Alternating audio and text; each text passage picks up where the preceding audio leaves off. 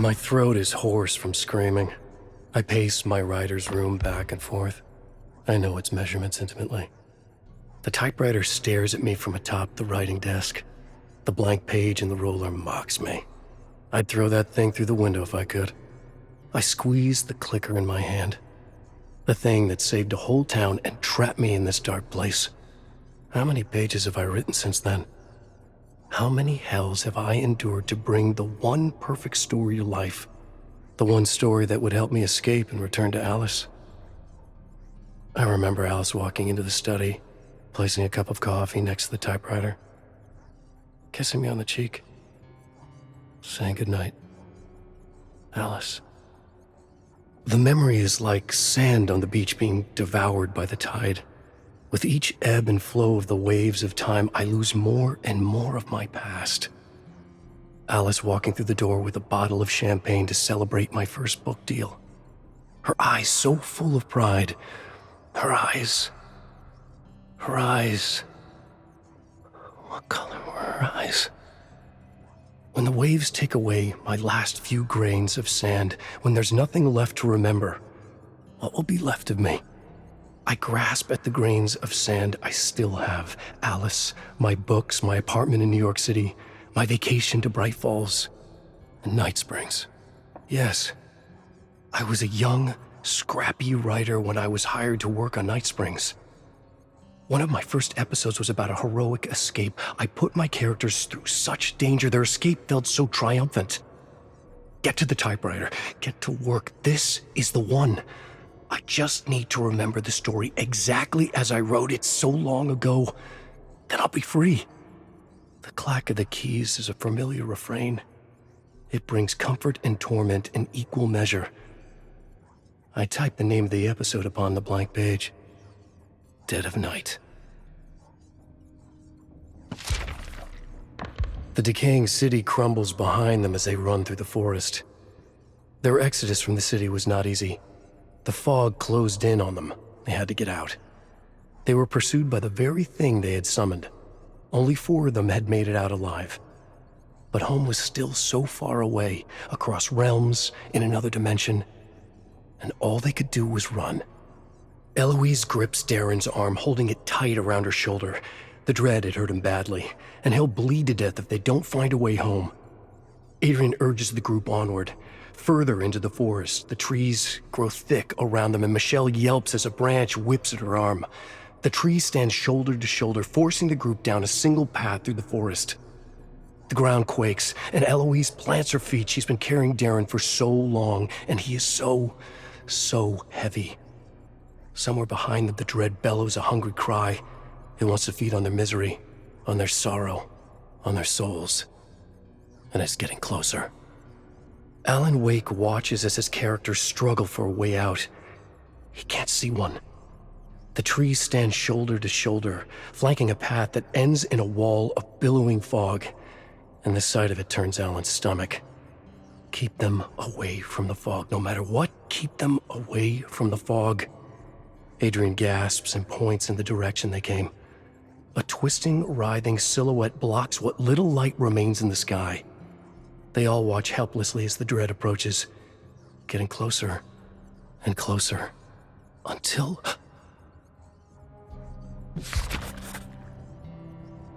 I sit back in my chair looking at the words on the page. It's always been a pain in the neck to format a script on a typewriter. But there it is, my episode of Dead of Night, just as I saw it. I remembered every detail of the script perfectly. The strangers who found themselves in a dead city in a world of eternal night, the crumbling ruins, the dread emerging from the ground, the chase, the forest, the wall of fog. The thought of the fog sends a shiver through me. I could remember all of it, all except for the ending. I clench my fists and look down in my lap. The ending. The ending. My senses come to life as I think back on my days on Night Springs. I can smell the cigarettes smoldering in the ashtrays.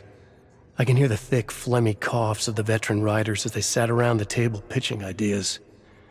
I could feel the weight in the pit of my stomach, the tremble in my hands. I was the youngest in that room by far, but I was hungrier than they were. I was eager, desperate to make my mark. I remember sitting in the showrunner's office enduring a round of notes, how it felt to not get the script perfectly right the first time. I remember I got notes about the ending. The ending. Did I struggle with the ending back then too? Is that why I'm struggling with it now? What I wouldn't give for something to read. Dog-eared, well-worn paperback. One that I would reread whenever I felt stuck. How often had I read that old thing? What was it called? I tried to conjure the image of the book in my mind. It has no cover, only images of... And at that moment, it all comes back to me. The decaying city crumbles behind them as they run through the forest. Darren cries out in pain and clutches the bleeding wound in his side as Eloise pulls him down the forest path. The ground quakes and Adrian loses his footing, stumbling into Michelle, knocking them both into the dust and dirt. Alan watches and waits. Eloise and Darren come up against the wall of fog at the end of the path. They had run from the fog in the city. They look around for some other way out. The trees stand shoulder to shoulder. Michelle crawls along the dirt trying to find her glasses. Instead, she finds something that makes her scream, first in fear, and then in delight. They all gather around and marvel at the discovery. A book bound in flesh, covered in ancient symbols of unknown origin. The dread's bellowing grows louder. Michelle flips through the book, squinting, trying to read the symbols. She has knowledge of the arcane. She knows the book can help them escape. She just has to find the right incantation and read it aloud, all without her glasses. Adrian gasps and points in the direction they came. A twisting, writhing silhouette blocks what little light remains in the sky. They all yell now, begging Michelle to read faster. Her fingers stop on a page. She doesn't know if it'll work, but she must try.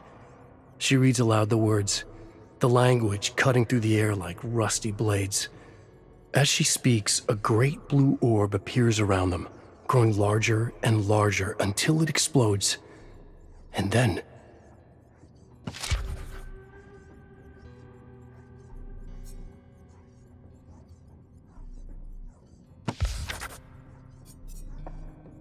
I did it. I remembered the ending of Dead of Night exactly as I had written it way back when. So why didn't it work? The script had ended with Michelle finding the book and reading the spell that sent them home. So why am I still here? Suddenly, I can smell cigarette smoke. And suddenly, I feel like a timid young writer again. The way the showrunner stubbed out his cigarette, the way he threw my script at me from across the desk. He called the ending a deus ex machina, said the book bound in flesh came out of nowhere. I hated the fact that he was right. He told me to try again, to make their escape mean something. I never felt so low as I did that day.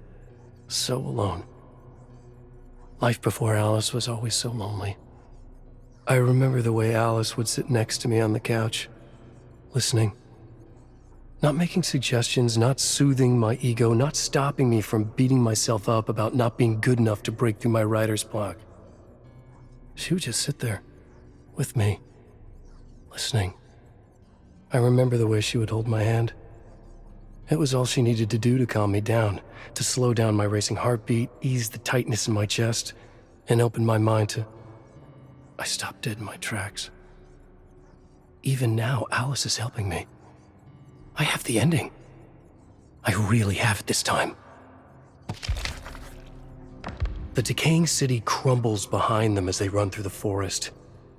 Eloise pulls Darren down the forest path, and he cries out, clutching the bleeding wound in his side. The ground quakes, and Adrian and Michelle stop each other from falling. They come to the end of the dark alley, and Alan quivers at the sight of the wall of black fog. The trees stand shoulder to shoulder. The dread bellows as it gets closer. Alan knows what he must do to finish the episode. It's the same ending that went on the air years ago. He had celebrated that night with his friends. Which friends? And he had felt 10 feet tall, an actual writing credit on Night Springs. Adrian gasps and points at the dread's twisting and writhing silhouette. They've tried to find any way out, but there is none. Except for the wall of fog. The showrunner had shaken my hand and flashed that crooked grin of his. It was the first time I really felt like a writer. Eloise takes Michelle's hand, and she takes Adrian's. Eloise helps Darren cross the threshold of the fog, and she follows. Then Michelle. Then Adrian. They walk through the fog and vanish from sight. The end. Almost.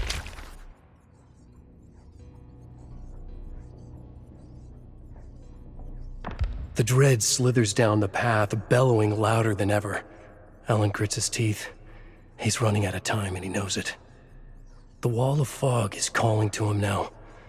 Cold sweat beads on his forehead. This must have been how Eloise, Darren, Michelle, and Adrian felt. Trapped, with only one way out.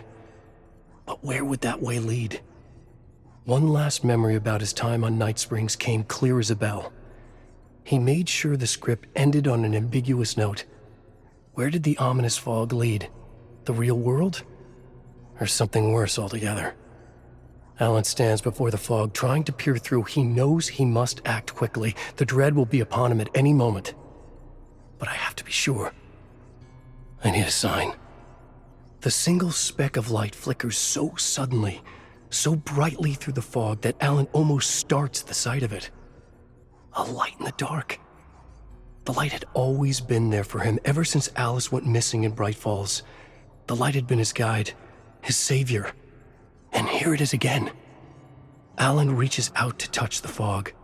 It's warm and inviting, like Alice's hand is warm in his. His racing heartbeat slows down. The tightness in his chest relaxes. "Come on," she says with a smile. "Let's go for a walk." And for a brief moment, she's there. Alan can feel her next to him as he crosses the wall of fog. He feels the sun on his face. A miracle in itself. Tears of joy well up inside. It's too much. And it slips away. Alan slips away. And fog turns to shadows.